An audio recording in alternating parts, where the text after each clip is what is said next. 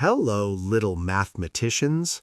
Today we are going to learn something fun and important called addition. What is addition? Addition means putting things together. Let's look at apples. If you have 2 apples and I give you 3 more apples, now let's count them all together. 1, 2, 3, 4, 5. So we say 2 plus 3 equals 5. Let's use our fingers.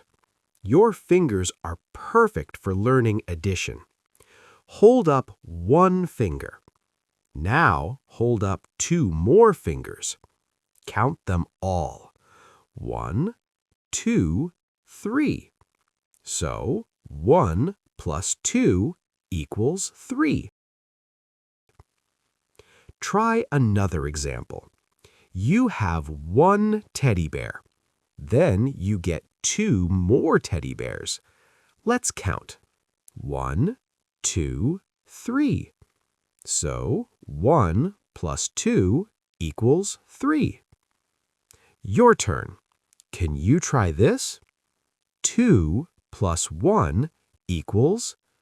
Use your fingers or imagine objects.